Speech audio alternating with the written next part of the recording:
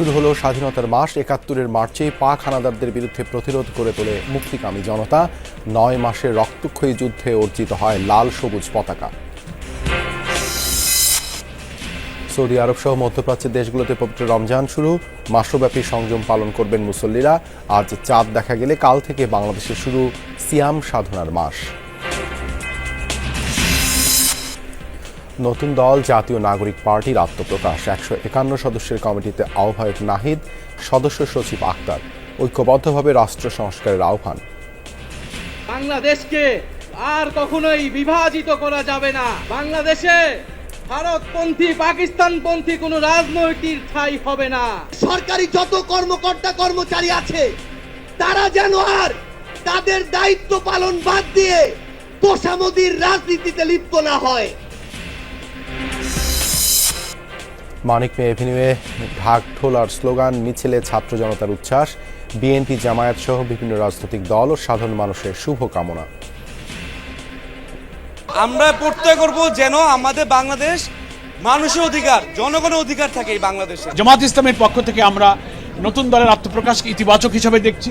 নানা মত পথের মানুষ তারা রাজনৈতিক দল করতে পারে, মত প্রকাশ করতে পারে, এটা স্বাভাবিক। এটার জন্যই তো আমাদের এতদিনের সংগ্রাম। রাজধানীর বিভিন্ন স্থানে রাতভর যৌথ বাহিনীর অভিযান। সড়কে চেকপোস্ট বসিয়ে চালানো হয় তল্লাশি। নিয়মিত টহলে অপরাধ প্রবণতা কমার আশা। অতি ও অনাবৃষ্টি মোকাবেলা করে ফসল উৎপাদনে ময়মনসিংহে বিস্ময়কর সাফল্য। পলিনেট হাউস পদ্ধতিতে চাষিদের অভ্যস্ত করতে কাজ করছে কৃষি বিভাগ। কুমিরা সন্দ্বীপ রুটে প্রথমবারের মতো চালু হতে যাচ্ছে ফেরি সার্ভিস। সমুদ্রযাত্রায় দুর্ভোগ কমার আশা দ্বীপবাসীর। কৃষি, অর্থনীতি, পর্যটনের সম্ভাবনার হাতছানি। শীতের জীর্ণতা ঝেড়ে বসন্তের শুরুতেই অপরূপ সাজে সেজেছে প্রকৃতি। ডালে ডালে শোভা পাচ্ছে শিমুলের রক্তরাঙা আভা।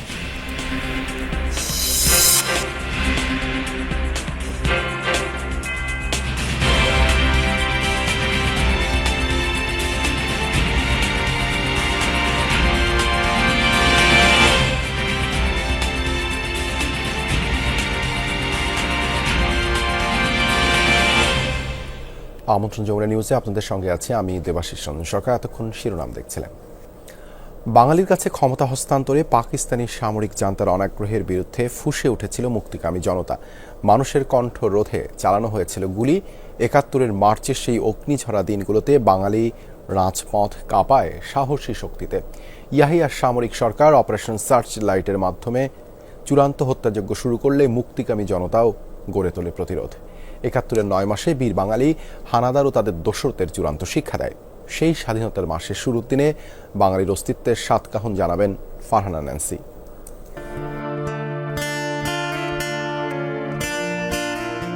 মায়ের শত কষ্টের পর ধরণীতে জন্ম হয় বাংলাদেশ নামে এক শিশুর, যে শিশু জন্মের আগে পার করেছে কঠিন সংগ্রামের পথ।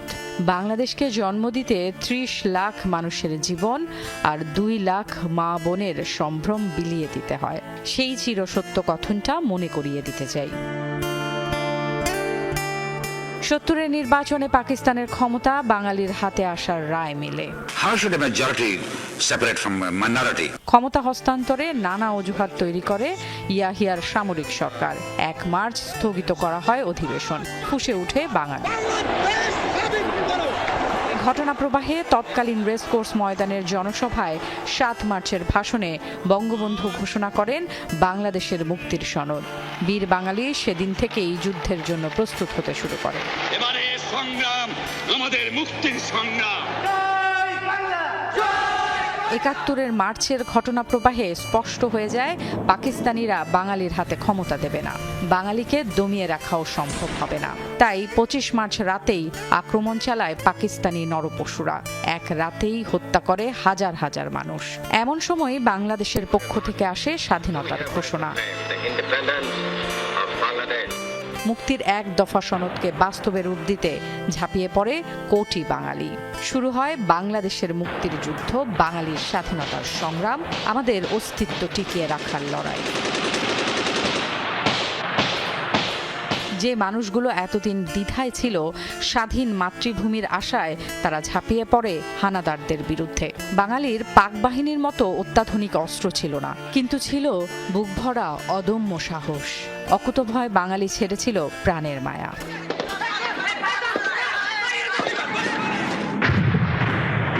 এই মার্চ থেকেই শুরু হওয়া যুদ্ধে প্রাণ হারান ৩০ লাখ মানুষ।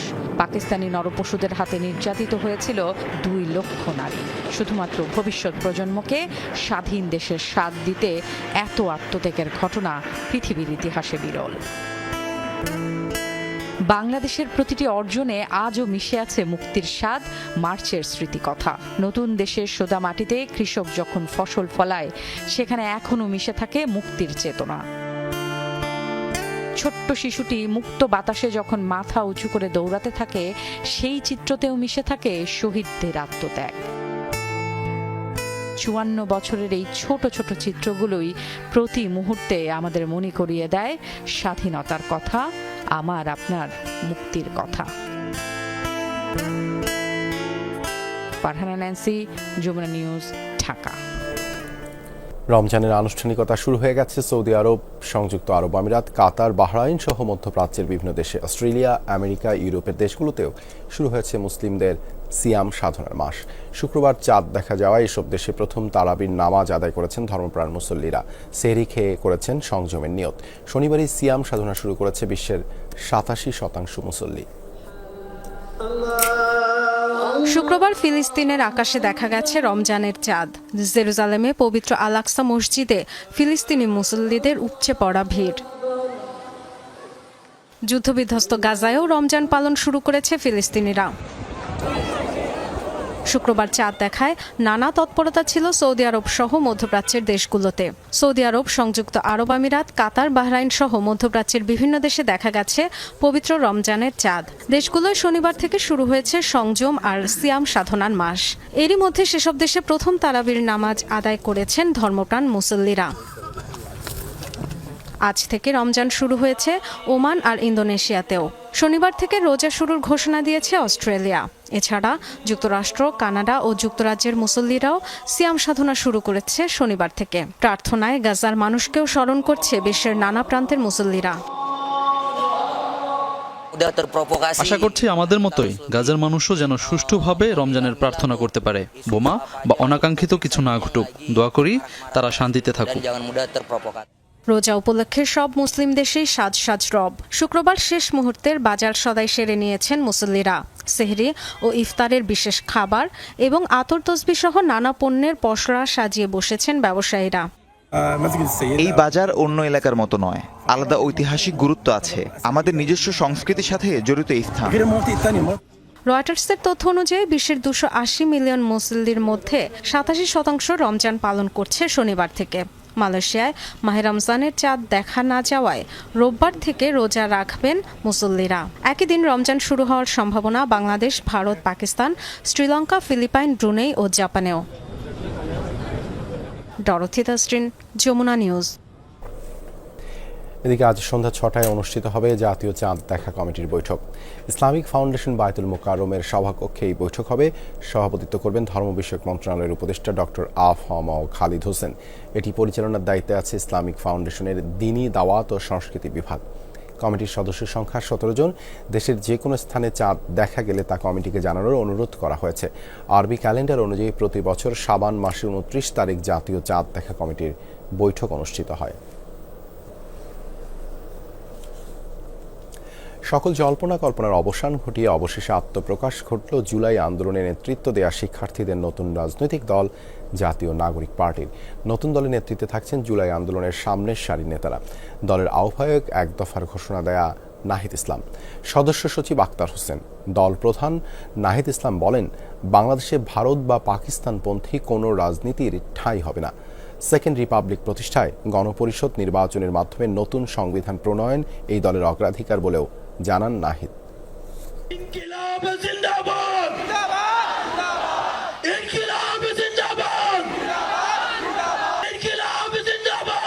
শেষ পর্যন্ত আত্মপ্রকাশ ঘটল জুলাই আন্দোলনে নেতৃত্ব দেয়া শিক্ষার্থীদের দল জাতীয় নাগরিক পার্টির। গণঅভ্যুত্থানের পর ছাত্র জনতার নেতৃত্বে যে নতুন রাজনৈতিক দলটি বাংলাদেশে আত্মপ্রকাশ করতে যাচ্ছে তার নাম জাতীয় নাগরিক পার্টি। জুলাই অভ্যুত্থানে শহীদ ইসমাইল হোসেন রাব্বির বোন মিম আক্তারকে দিয়ে ঘোষণা করানো হয় দল ও শীর্ষ 2 নেতৃত্বের নাম। আহ্বায়কের নাম হচ্ছে নাহিদ ইসলাম এবং সদস্য সচিব আক্তার হোসেন। সাধারণ জনগণ এখন পুরনো ব্যবস্থা ভেঙে তরুণদের নেতৃত্বে নতুন রাজনৈতিক বন্দোবস্ত চায়, যেখানে রাজনৈতিক সহিংসতা, দুর্নীতি, পরিবারতন্ত্র ও ব্যক্তিকেন্দ্রিক রাজনীতি থাকবে না। এই পরিবর্তনের ধারা এগিয়ে নিতেই নতুন মধ্যপন্থী রাজনৈতিক দল গঠন হলো। জুলাই আন্দোলনে এক দফার ঘোষক নাহিদ ইসলাম যখন মঞ্চে, তখন স্লোগানে স্লোগানে মুখর গোটা মানিক মিয়ার যিনি। নাহিদ জানান, জনগণের অধিকার ভিত্তিক রাষ্ট্র পুনর্গঠনের লক্ষ্যে জাতীয় নাগরিক পার্টির আত্মপ্রকাশ। বলেন, এমন একটি রাজনৈতিক সংস্কৃতির বিকাশ হবে যেখানে বিভেদের বদলে ঐক্য, প্রতিশোধের বদলে ন্যায় বিচার এবং পরিবারতন্ত্রের বদলে প্রতিষ্ঠা করা হবে মেধা আর যোগ্যতার মানদণ্ড। জানান, এনসিপি হবে গণতান্ত্রিক, সমতা ভিত্তিক ও জনগণের প্রতিনিধিত্বকারী রাজনৈতিক দল। বরং রাষ্ট্রে পৃষ্ঠে জেঁকে বসা ফ্যাসিবাদী ব্যবস্থা বিলোপের মাধ্যমে একটি নতুন রাজনৈতিক বন্দোবস্তের আকাঙ্ক্ষা থেকে এই অভ্যুত্থানে সাড়া দিয়েছিল, যেন জনগণের অধিকার ভিত্তিক ও মর্যাদা ভিত্তিক একটি রাষ্ট্র পুনর্গঠিত হয়। সেই লক্ষ্য নিয়েই আমরা জাতীয় নাগরিক পার্টি এনসিপির প্রতিষ্ঠার ঘোষণা দিচ্ছি। দৃঢ় কণ্ঠে তার উচ্চারণ, বাংলাদেশে ভারত পাকিস্তানপন্থী কোনো রাজনীতির ঠাঁই হবে না। যে বাংলাদেশকে আর কখনোই বিভাজিত করা যাবে না। বাংলাদেশে ভারতপন্থী, পাকিস্তানপন্থী কোনো রাজনৈতিক ঠাঁই হবে না। ভেঙে পড়া রাজনৈতিক, সামাজিক, অর্থনৈতিক প্রতিষ্ঠানগুলো পুনরায় গড়ে তোলাই হবে নতুন দলের অগ্রাধিকার। নাহিদ ইসলাম বলেন, সেকেন্ড রিপাবলিক প্রতিষ্ঠার জন্য গণপরিষদ নির্বাচনের মাধ্যমে নতুন সংবিধান প্রণয়ন করতে চায় এনসিপি। একটি গণতান্ত্রিক নতুন সংবিধান প্রণয়নের মাধ্যমে আমাদেরকে সাংবিধানিক স্বৈরতন্ত্র পুনঃপ্রতিষ্ঠার সকল সম্ভাবনার অবসান ঘটাতে হবে। আমাদের সেকেন্ড রিপাবলিক প্রতিষ্ঠার জন্য গণপরিষদ নির্বাচনের মাধ্যমে একটি নতুন সংবিধান প্রণয়ন আমাদের অন্যতম প্রাথমিক লক্ষ্য। জুলাই আন্দোলনের সেই স্লোগানে আবারও প্রকম্পিত গোটা এলাকা। নাহিদের কণ্ঠে কণ্ঠ মেলান উপস্থিত নেতাকর্মীরাও। দালালি না রাজপথ, ক্ষমতা না জনতা, ইয়াপস না সংগ্রাম। লামিয়া তিথি, যমুনা নিউজ, ঢাকা। নতুন রাজনৈতিক দল জাতীয় নাগরিক পার্টির শীর্ষ অর্গানোগ্রামে আছেন 10 জন। আহ্বায়ক কমিটিতে পদ মোট 151টি। মানিক মে এভিনিউ এর আংশিক ঘোষণা দেন সদস্য সচিব আক্তার হোসেন।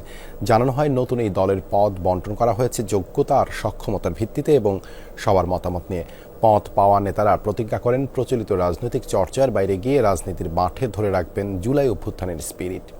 আত্মপ্রকাশ আয়োজনে আরও জানান কি হবে তাদের অগ্রাধিকার আর প্রচলিত ধারার বাইরের ব্যতিক্রম কিছু। জনাকীর্ণ মানিক মিয়া এভিনিউ, জুলাই অভ্যুত্থানে অংশ নেয়াদের পদচারণা আর আন্দোলনের সময়কার সেই সব স্লোগানে মুখরিত পুরো এলাকা। বিকেল 4টার পর মঞ্চে নতুন দলের শীর্ষ নেতারা। আহ্বায়ক কমিটির নাম আনুষ্ঠানিক ঘোষণা করেন সদস্য সচিব আক্তার হোসেন। জানান, আহ্বায়ক নাহিদ ইসলাম, সিনিয়র যুগ্ম আহ্বায়ক সামান্তা শারমিন, সিনিয়র যুগ্ম আহ্বায়ক আরিফুল ইসলাম আদিব, সদস্য সচিব তিনি নিজে, সিনিয়র যুগ্ম সদস্য সচিব তাসনিম জারা, সিনিয়র যুগ্ম সদস্য সচিব নাহিদা সারোয়ার নিভা, দক্ষিণাঞ্চলের মুখ্য সংগঠক হাসনাত আবদুল্লাহ আর উত্তরে সার্জিস আলম, মুখ্য সমন্বয়ক নাসির উদ্দিন পাটোয়ারি, যুগ্ম মুখ্য সমন্বয়ক আব্দুল হান্নান মাসুদ। 54 বছর পরে আমরা যে সুযোগ পেয়েছি, একটি নতুন সংবিধানের বাস্তবতা তৈরি হয়েছে।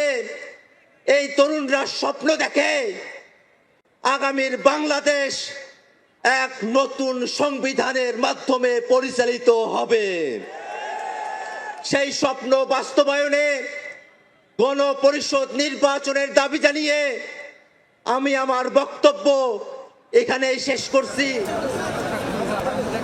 এই কমিটির নেতৃত্বেই আসন্ন ত্রয়োদশ জাতীয় সংসদ নির্বাচনে অংশগ্রহণ করবে নতুন এই দল জাতীয় নাগরিক পার্টি।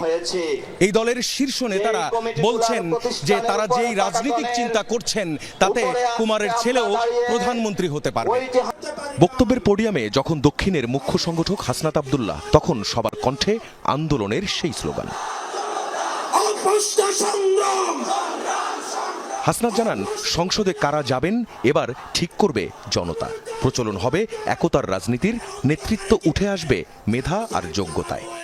এই সংসদের মসনদে কে বসবে সেটি নির্ধারণ করবে এই ভূখণ্ডের মধ্যে যারা রয়েছে, সেই ভূখণ্ডের মানুষ। আমরা ইনস্টিটিউশনগুলোকে প্রপারলি ফাংশনাল করব। আমরা আপনাদেরকে কমিটমেন্ট দিতে চাই, এই বিভাজনের রাজনীতির ঊর্ধ্বে উঠে আমরা একতার রাজনীতি বাংলাদেশে চালু করব। আমরা নিশ্চিত করতে চাই এদেশ থেকে পরিবারতন্ত্র এদেশ থেকে কবরস্থ হয়েছে। এদেশে কামারের ছেলে প্রধানমন্ত্রী হবে, কুমারের ছেলে প্রধানমন্ত্রী হবে। এদেশে যোগ্যতার ভিত্তিতে এদেশে নেতৃত্ব উঠে আসবে। উত্তরাঞ্চলের মুখ্য সংগঠক সার্জিস আলম জানান, এ দল থেকে মানুষ কি পাবে। অনুরোধ করি, বাংলাদেশের সরকারি যত কর্মকর্তা কর্মচারী আছে তারা যেন আর তাদের দায়িত্ব পালন বাদ দিয়ে তোষামোদীর রাজনীতিতে লিপ্ত না হয়। আমরা অনুরোধ করি, বাংলাদেশ পুলিশ নামক যেই প্রতিষ্ঠানটিকে খুনি হাসিনা ধ্বংস করে দিয়েছে, সেই প্রতিষ্ঠানটি যেন কাজের মাধ্যমে তার গৌরবটি আবার ফিরিয়ে আনে। আমরা আপনাদেরকে অনুরোধ করি, সরকারি সকল অফিস আদালত যত কিছু রয়েছে, সে পুলিশ হোক, বিচারক হোক, আমলা হোক, দয়া করে জনগণ থেকে হাত পেতে ওই ঘুষের টাকা নিবেন না। কোন অপরাধীর জন্য সুপারিশ দিয়ে আমরা যেন থানায় না যাই, কোন অপরাধীর জন্য সুপারিশ দিয়ে আমরা যেন কোনো বিচারকের কাছে না যাই। ঘোষণা করা কমিটির যুগ্ম আহ্বায়ক ও যুগ্ম সদস্য সচিব পদে বেসরকারি বিশ্ববিদ্যালয়ের শিক্ষার্থী ছাড়াও আছেন আন্দোলনে অংশ নেয়া আইনজীবী, চিকিৎসক ও সাবেক সশস্ত্র বাহিনীর কর্মকর্তা। আখলাকুস সাফা, যমুনা নিউজ, ঢাকা।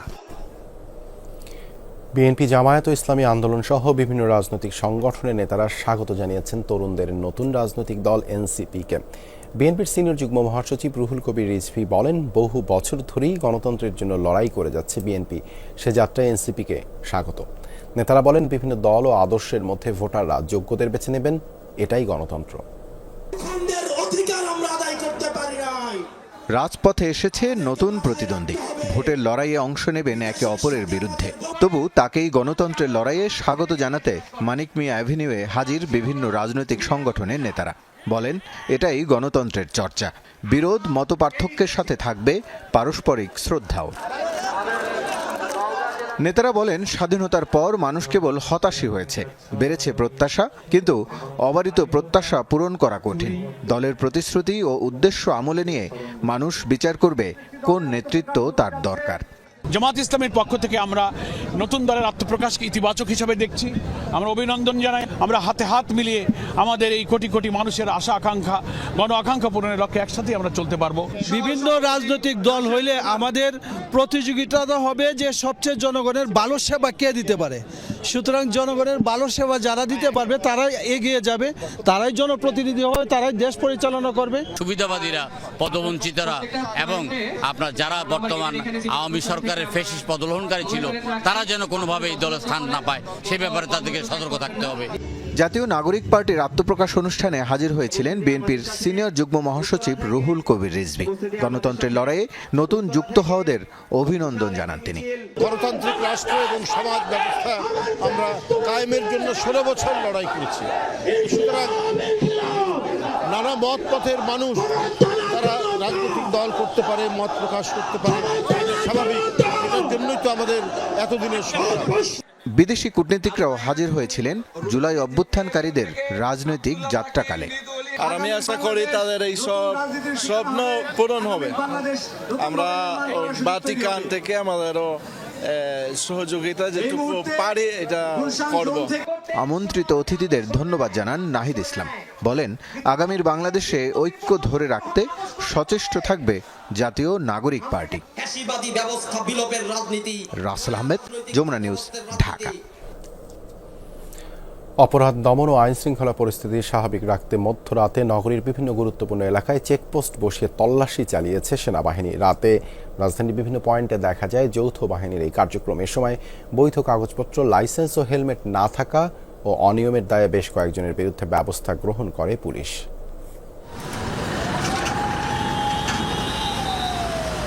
মধ্যরাতে চলছে সেনাবাহিনীর তল্লাশি কার্যক্রম। একে একে থামানো হচ্ছে যানবাহন, দেখা হচ্ছে গাড়ির কাগজপত্র। কাগজপত্র ঠিক থাকলেও অনেকের মাথায় নেই হেলমেট, আবার কারো হেলমেট থাকলেও নেই লাইসেন্স কিংবা গাড়ির ফিটনেস। তবুও মামলা থেকে বাঁচতে দিচ্ছেন নানা অজুহাত।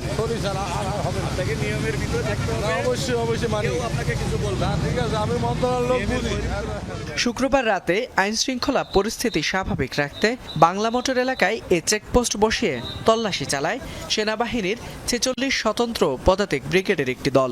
এ সময় অনিয়মের দায়ে মামলা দেয়া হয় বেশ কয়েকটি গাড়ির বিরুদ্ধে। এটা অবশ্যই আমাদের ভালোর জন্যই করছে, যেটাই করছে ভালোর জন্যই করছে। আমাদের এটা আমাদের জন্য উপকারী আছে। নেক্সট টাইম আমরা সতর্ক হয়ে যাবো, সমস্যা নেই। মূলত আমি নাইট ড্রেস পরে বাইরে কিছু নিয়ে বেরোই না, জানি যে আমাদের তো সারা বাজারে যাচ্ছি, আমরা তো অন্য কিছু করি না। আসলে এটা তাড়াহুড়ায় বের হয়ে গেছে, তো এটা আমার ভুল, আমি মাপ চাচ্ছি। যেহেতু আমরা রাস্তায় এমনভাবে গাড়ি চালাচ্ছি, তো আমাদের অবশ্যই সতর্কতা অবলম্বন করে গাড়ি চালানো উচিত। আজকে সেনাবাহিনীর সাথে আমাদের পুলিশের যৌথ চেকপোস্টে মোট 35টি গাড়ির বিরুদ্ধে আইনগত ব্যবস্থা নিয়েছে। এখানে বিভিন্ন লাইসেন্স নাই, হেলমেট পরে নাই 3 জন, আবার পিলিয়নের হেলমেট পরে নাই। সব কিছু অ্যাভারেজে আমরা প্রায় 50,000 টাকার মতো জরিমানা করেছি। আমার মনে হয় যে এটা আস্তে আস্তে আমার এরকম অভিযান থাকলে আমার ধীরে ধীরে এটা আরও কমে আসবে। একই সময়ে রাজধানীর কলাবাগান এলাকাতেও চেকপোস্ট বসিয়ে সেনাবাহিনীর নেতৃত্বে তল্লাশি চালায় যৌথ বাহিনী। আমরা মোট 10টা মামলা করেছি এই মুহূর্তে, আর মোট জরিমানা হয়েছে 77,000 টাকা। না, এখন বন্ধ, অবৈধ কোনো কিছু পাইনি কারো কাছে। মূলত আমাদের প্রাইভেট কার, মাইক্রো আর মোটরসাইকেল। অপরাধ দমন ও আইনশৃঙ্খলা পরিস্থিতি স্বাভাবিক রাখতে রাজধানীর বিভিন্ন পয়েন্টে তল্লাশি চালাচ্ছে যৌথ বাহিনী। পুলিশ বলছে, নিয়মিত এমন তল্লাশি ও টহল কার্যক্রমের ফলে কমে আসবে অপরাধ। ফয়সাল মাহমুদ, যমুনা নিউজ, ঢাকা। জুলাই অভ্যুত্থানে গুলিবিদ্ধ হয়ে বেঁচে ফিরলেও শারীরিক যন্ত্রণা নিয়ে দিন কাটছে পটুয়াখালীর বাউফলের কাউসার হোসেনের। মুখমণ্ডলের ভেতর থাকা 7টি ছড়রা গুলি এখনও বের করা সম্ভব হয়নি। চিকিৎসকরা পরামর্শ দিয়েছেন বিদেশে চিকিৎসা নেয়ার, কিন্তু সেই সামর্থ্য নেই পরিবারের। ছাত্র জনতার আন্দোলনে সম্মুখ সারিতে ছিলেন পটুয়াখালীর বাউফলের সূর্যমণি ইউনিয়ন ছাত্রদলের সহসভাপতি কাউসার হোসেন। শরীরে একাধিক বুলেট ও ছড়রাগুলির আঘাত নিয়ে 6 দিন ছিলেন ঢাকা মেডিকেলের লাইফ সাপোর্টে। বেঁচে ফিরলেও শারীরিক যন্ত্রণায় প্রায়ই নির্ঘুম রাত কাটে কাউসারের। রাজনীতির পাশাপাশি ছোটখাটো ব্যবসা করে সংসারের হাল ধরেন কাউসার। কোটা আন্দোলন শুরু হলে নামেন রাজপথে। 24-এর 19 জুলাই রাজধানীর বনশ্রীতে পুলিশের নির্বিচার গুলিতে গুরুতর আহত হন কাউসার। কয়েকটি হাসপাতাল ঘুরে নেওয়া হয় ঢাকা মেডিকেলে। অবস্থা আশঙ্কাজনক হওয়ায় তার মৃত্যুর গুজব ছড়িয়ে পড়ে এলাকায়। সেকেন্ড গুলিটা আসে এই জায়গাটা লাগে, গুলিটা লাগে এদিক থেকে বের হয়ে যায়। আর প্রথম গুলিটা যেটা লাগে সেটা হচ্ছে আমার এই জায়গাটা লাগে, এর সাথে আরো অনেকগুলো ছড়া গুলি ছিল। মেইন যে বুলেটটা, ওই বুলেটটা আমার এই জায়গাটায় আসা লাগে। লাগার পরে আমার এই যে 3টা দাঁত ভেঙে এই গুলিটি এই দিক থেকে বের হয়ে যায়। কাউসারের মুখমণ্ডলের ভেতরে থাকা 7টি ছড়রাগুলি বের করা সম্ভব হয়নি। কমেছে এক চোখের দৃষ্টিশক্তিও। 5 আগস্টের পর সরকারি খরচে চিকিৎসা সেবা পেলেও তার আগেই খরচ হয়ে যায় মোটা অঙ্কের টাকা। কিন্তু উন্নত চিকিৎসার জন্য বিদেশ যাওয়ার পরামর্শ দিয়েছেন চিকিৎসকরা। আমার এই জায়গাটায় এখনো বুলেট আছে, এখানে আছে, এই মাথার এখানেও আছে, বের হয় নাই। এগুলো হয় কি, মাঝে মাঝে যখন অনেক ঠান্ডা লাগে তখন এদের ভিতরে চুলকায় এবং অনেক অসহ্য যন্ত্রণা হয়। ডাক্তার বলছে যে বাংলাদেশে এটা কোন চিকিৎসা নেই। কাউসারের উন্নত চিকিৎসার ব্যবস্থা নিতে সরকারের প্রতি আহ্বান জানিয়েছেন স্বজন ও এলাকাবাসী। শুনি যে সে মারা গেছে। তা আমরা আতঙ্কই পশু বিভাগ বাড়ির মানুষ পর দিন শুনি যে না সে বেঁচে আছে। এত রাইতে খাওয়া দাওয়া সেরকম খাইতে পারে না, রাস্তায় কোনো ঘুম নাই, এই অবস্থায় আছে। এখন আমরা শুনছি যে যদি সরকার কিছু টাকা পয়সা দেয় হেলে হে বিদেশ যাইবে, ডাক্তার কইছে যেন বিদেশ ছাড়া কোনো কাম হইবে না। যেই আকাঙ্ক্ষা নিয়ে নেমেছিলেন রাজপথে, সেই নতুন বাংলাদেশের স্বপ্ন পূরণেও কাজ করতে চান কাউসার হোসেন। জাহিদ হাসান, যমুনা নিউজ। জলবায়ু পরিবর্তনের প্রভাব পড়েছে কৃষি খাতে। অতিবৃষ্টি, অনাবৃষ্টি কিংবা পরিবেশে তাপ বাড়তে থাকার কারণে ফসল উৎপাদনের নানামুখী সমস্যায় পড়তে হচ্ছে চাষিকে।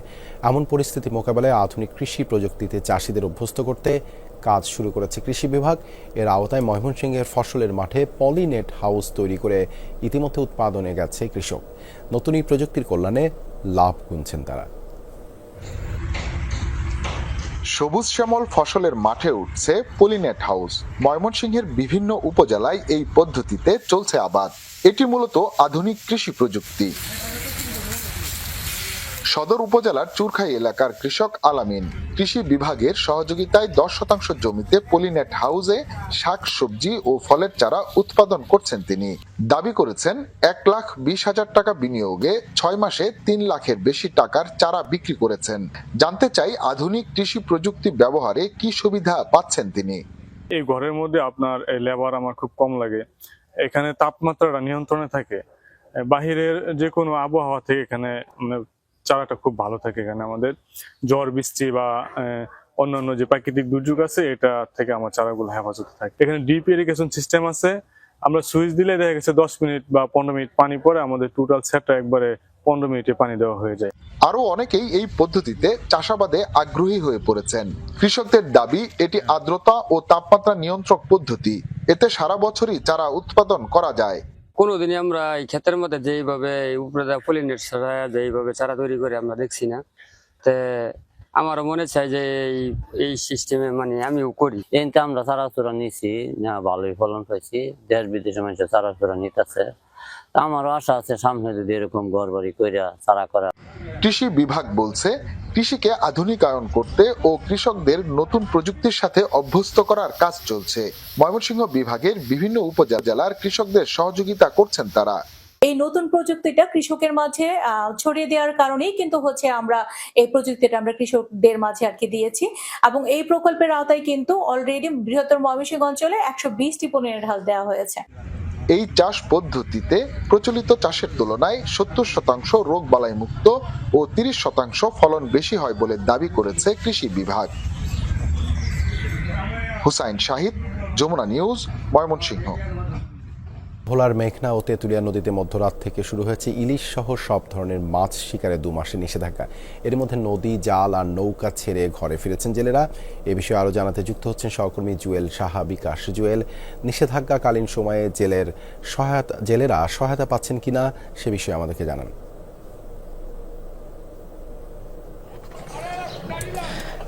আসলে এই নিষেধাজ্ঞাটা ইলিশের অভয় আশ্রমের কারণে এটি গত মধ্যরাত থেকে শুরু হয়েছে, অর্থাৎ 1 মার্চ থেকে এটি 30 এপ্রিল পর্যন্ত এই নিষেধাজ্ঞা চলবে এবং 30 এপ্রিলের পর এই নিষেধাজ্ঞা উঠে যাবে।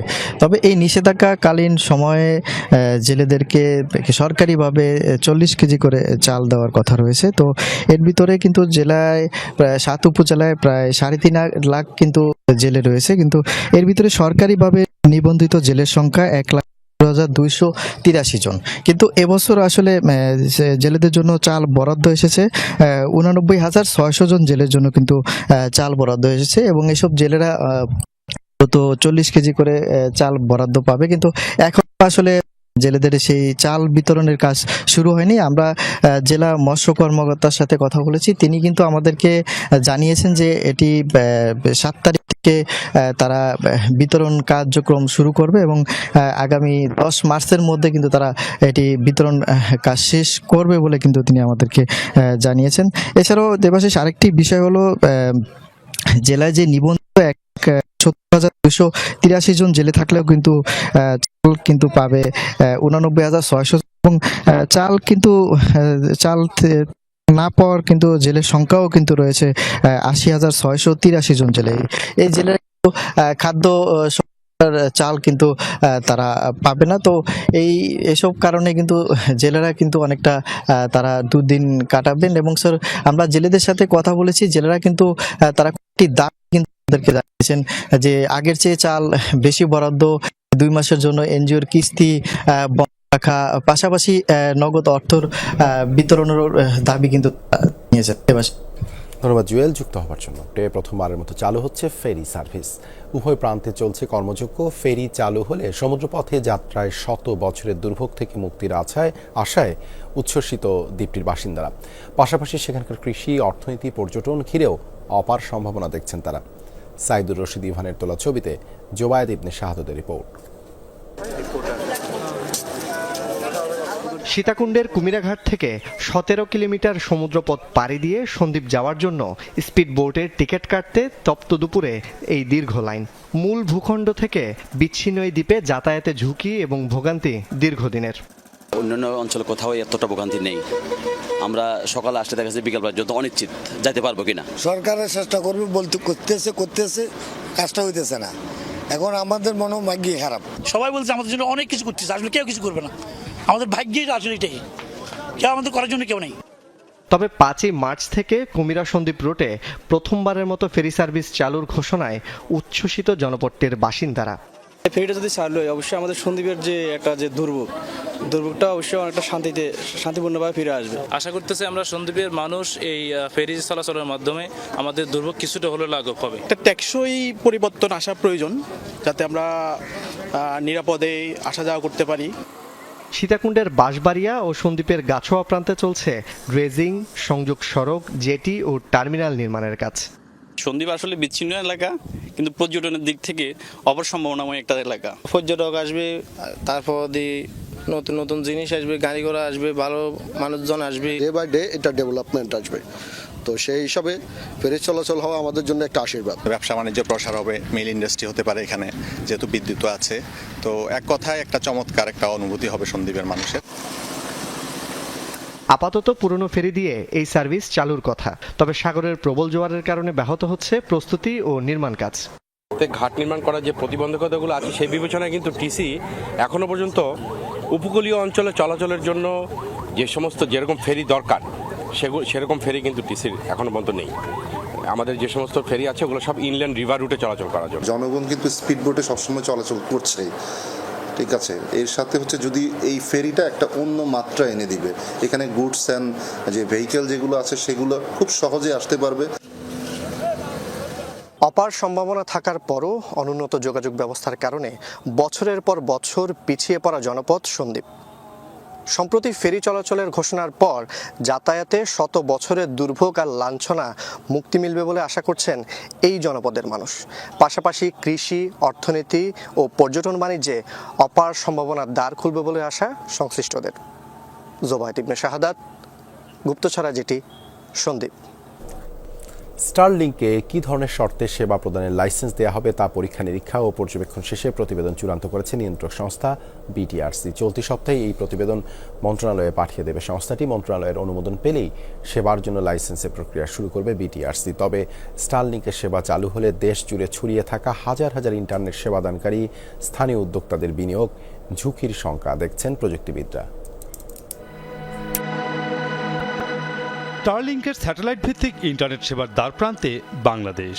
সম্প্রতি স্পেসএক্সের কর্ণধার ইলন মাস্কের সাথে প্রধান উপদেষ্টার ফোনালাপ এবং পরবর্তীতে চিঠি চালাচালির পর এই উদ্যোগ আরও গতি পেয়েছে। 19 ফেব্রুয়ারি ইলন মাস্ককে পাঠানো আনুষ্ঠানিক চিঠিতে ডক্টর মোহাম্মদ ইউনুস আগামী 90 কার্যদিবসের মধ্যে বাংলাদেশে স্টারলিং চালুর প্রস্তাব দেন। নির্ধারিত সময়ের মধ্যে স্টারলিংকের কার্যক্রম চালুর পরিকল্পনা করছে বিটিআরসি। এখন আমাদের কাজ হচ্ছে একটা ইন্ডাস্ট্রি দেখে একটা গাইডলাইন প্রণয়ন করা। যে সেবাটার জন্য করছি এটাকে আমরা বলি এনজিএসও বা নন জিও স্টেশনারি স্যাটেলাইট, যার মধ্যে স্টারলিংক একটা। এরকম আরও কোম্পানি আছে, আরও কোম্পানিরও আমাদের সাথে বসছে। স্টারলিংক মূলত ইন্টারনেট সার্ভিস প্রোভাইডার হিসেবে কাজ করবে। প্রযুক্তিবিদদের সংখ্যা বড় বিনিয়োগকারী হওয়ায় পেরে উঠবে না স্থানীয় আইএসপিরা, তাই লেভেল প্লেইং ফিল্ড নিশ্চিত করার দাবি তাদের। আমরা একটা দেশীয় উদ্যোক্তা সরকারকে যে পরিমাণ ভ্যাট দিচ্ছি, যেই পরিমাণ ট্যাক্স দিচ্ছি, যেই পরিমাণ রেভিনিউ শেয়ার করছি, যেই পরিমাণ এসওএফ দিচ্ছি, সমপরিমাণ VAT, tax, revenue share, social obligation fund স্টারলিংকে দিতে হবে। স্যাটেলাইট ইন্টারনেট সেবার খসড়া নীতিমালায় বলা হয়েছে স্টারলিংকে নিয়ন্ত্রক সংস্থা বিটিআরসি ও নিরাপত্তা সংস্থাগুলোর শর্ত মেনে কার্যক্রম পরিচালনা করতে হবে।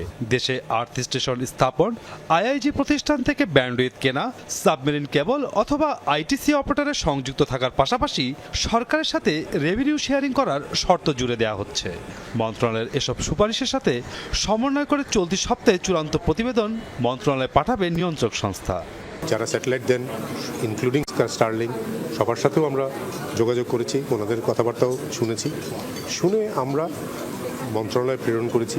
মন্ত্রণালয় কয়েকটা অবজারভেশন দিয়ে আবার আমাদের মতামত জানতে চেয়েছে। এইটা হয়তো আমরা এই সপ্তাহে পাঠিয়ে দিব। সরকার যদি অনুমোদন করে তখন আমরা লাইসেন্স দিতে পারব। স্টারলিংকের উচ্চ মূল্যের সেবা তৃণমূল পর্যায়ে ইন্টারনেট বিস্তৃতির পথে অন্তরায় বলে মনে করছেন প্রযুক্তিবিদরা। বাইং ক্যাপাসিটি মাথায় রেখে যদি চিন্তা করি তাহলে স্টারলিং ডেফিনেটলি রিমোট প্লেসের জন্য না।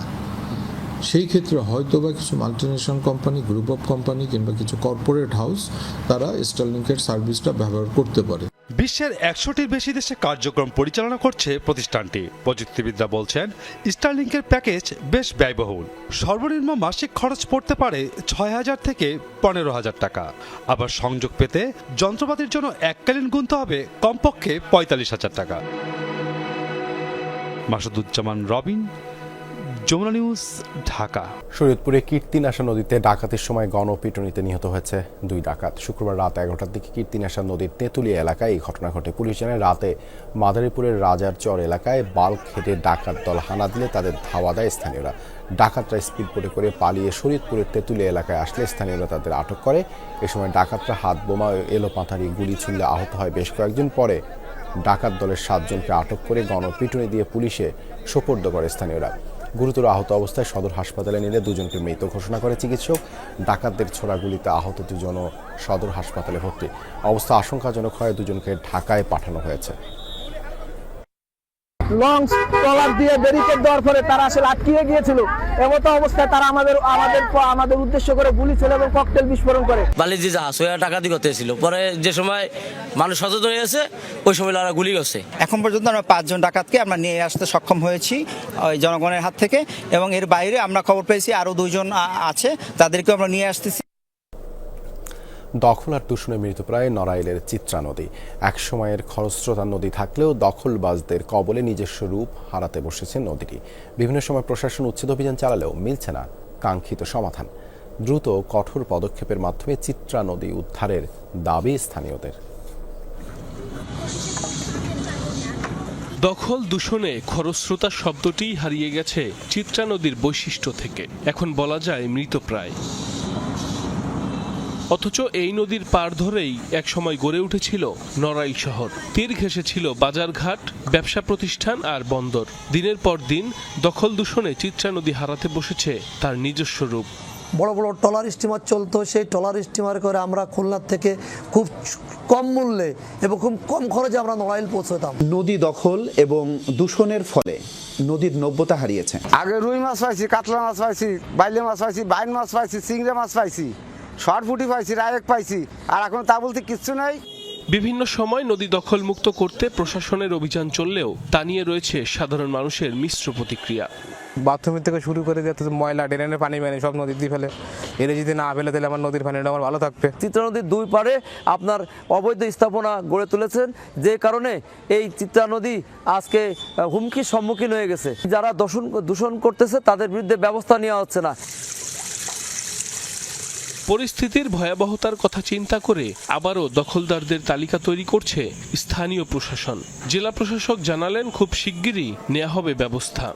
অবৈধ দখলমুক্ত করার জন্য আমরা আমাদের অতিরিক্ত জেলা প্রশাসক রাজস্বকে আহ্বায়ক করে একটি সাব কমিটি গঠন করে দিয়েছি। তারা অবৈধ দখলদার শনাক্ত করবে। আরএস রেকর্ডে যদি তাদের নামে রেকর্ড হয়ে থাকে সেই রেকর্ডগুলো বাতিল করার জন্য আমাদের মামলা করতে হবে। তবে শুধু আশ্বাস নয়, চিত্রা নদী বাঁচাতে ভূমিদস্যু ও দখলদারদের বিরুদ্ধে প্রশাসনের কঠোর পদক্ষেপ চায় নড়াইলবাসী। সাইফ আহমেদ, যমুনা নিউজ। শরৎ ঋতুর বাংলায় শীতের জরাজীর্ণতা ঝেড়ে ফেলে বসন্তের শুরুতেই অপরূপ রূপে প্রকৃতিকে সাজিয়ে তুলেছে বসন্তের শিমুল ফুল। গাছের ডালে ডালে ফুটেছে আগুন রাঙা লাল শিমুল ফুল। সবকিছুর মধ্যেও প্রকৃতিকে অন্যরকমভাবে সাজিয়েছে এই ফুল। ঋতুরাজ বসন্তের শুরুতেই শিমুল ফুলের স্বর্গীয় সৌন্দর্যে নান্দনিক হয়ে উঠেছে প্রকৃতি। এ যেন রক্তরাঙা আভা, আগুন বরণ শিমুল ফুল, চারপাশে ছড়াচ্ছে মুগ্ধতা, নান্দনিক পরিবেশ। বসন্ত এলেই প্রকৃতিকে রাঙিয়ে দেয় শিমুল, জানান দেয় ভালোবাসার বার্তা। ঋতুচক্রের আবর্তনে মোহনীয় সৌন্দর্য নিয়ে হাজির হয় প্রকৃতির মাঝে। কবিতার ভাষায় তো বলতে পারবো না, নিজের ভাষায় বলছি। এখানে আমরা শিমুলের সৌন্দর্য দেখতে এসেছি। শীত চলে যাচ্ছে, গরম আসছে, আমরা উপভোগ করতে এসেছি। শীত শেষ, এখন বসন্তকাল, ফাল্গুন মাস চলছে। তো আমরা জানলাম যে এখানে শিমুল ফুল ফুটেছে, এজন্য আমরা বান্ধবীরা মিলে শিমুল ফুল দেখার জন্য আসলাম। অনেক সুন্দর লাগছে। সময়ের পালা বদলে নানা কারণে হারিয়ে যেতে বসেছে শিমুল গাছ। গ্রাম বাংলার পথে প্রান্তরে এখন আর দেখা মেলে না আগের মতো। সেখানে গোপালগঞ্জে টিকে আছে কিছু গাছ। ফুল দেখলে কার না মন ভালো হয়ে যায়। তো আজকে সেরকমই একটা বিকালে আমরা তিন ফ্রেন্ড মিলে আমরা হচ্ছে সেই ভালো লাগাটাকে এনজয় করতে এসেছি। আমাদের গ্রামের ঐতিহ্যবাহী দিনে দিন হারিয়ে যাচ্ছে। এই শিমুল গাছগুলি আগে আমরা ছোটবেলায় দেখেছি, প্রত্যেকটা বাড়িতে, প্রত্যেকটা এলাকায়, প্রত্যেকটা মহল্লায় শিমুল গাছের লালে লাল রূপান্তরিত হয়ে গেছে। শিমুল ফুল শুধু সৌন্দর্য বর্ধনই করে না, রয়েছে নানা উপকারিতা, আছে ভেষজ গুণও। শিমুল ফুলের যে সুমিষ্ট গন্ধ এবং মধুমক্ষিকার আহরণ, তার মধু আহরণ এবং এর যে অসাধারণ সৌন্দর্যমণ্ডিত যে রং, এটা মানুষকে রাঙিয়ে তোলে, জীব জগৎকে রাঙিয়ে তোলে। বৈশ্বিক দূষণ আর জলবায়ুর বিরূপ প্রভাবে ধীরে ধীরে প্রতিটি ঋতুই হারাচ্ছে তার নিজস্ব বৈচিত্র্য আর সৌন্দর্য। জারিন অর্নি, যমুনা নিউজ। রাগান্বিত হয়ে ইউক্রেনের প্রেসিডেন্ট ভলোদিমির জেলেনস্কিকে হোয়াইট হাউস থেকে বেরিয়ে যেতে বললেন মার্কিন প্রেসিডেন্ট ডোনাল্ড ট্রাম্প। ইউক্রেনের খনিজ ভাগাভাগি নিয়ে আলোচনা করতে ওয়াশিংটন যান জেলেনস্কি। সঠিক সময়ে বৈঠক শুরু হলেও আলোচনার এক পর্যায়ে দুই প্রেসিডেন্টের মাঝে শুরু হয় তুমুল তর্ক বিতর্ক। বৈঠকে উপস্থিত ছিলেন ভাইস প্রেসিডেন্ট জেডি ভান্সও। এতদিন ধরে ইউক্রেনের যুদ্ধের ঢালাও সমর্থন ও সহায়তার জন্য জেলেনস্কিকে যুক্তরাষ্ট্রের প্রতি কৃতজ্ঞ থাকার কথা বলেন ট্রাম্প। তাদের এই উত্তপ্ত বাক্য বিনিময়ের কারণে শেষ পর্যন্ত স্বাক্ষরিত হয়নি কোনো চুক্তি। বৈঠক শেষে দুই প্রেসিডেন্টের একটি সংবাদ সম্মেলনের কথা থাকলেও তা বাতিল করেই ওভাল অফিস থেকে বেরিয়ে যান জেলেনস্কি। অসমাপ্ত আলোচনা শেষে এক বিবৃতিতে ট্রাম্প বলেছেন, শান্তি প্রতিষ্ঠায় আগ্রহী নন জেলেনস্কি, যুক্তরাষ্ট্রকে অপমান করেছেন তিনি। So during a lot of our military equipment, you invited if me you to didn't have our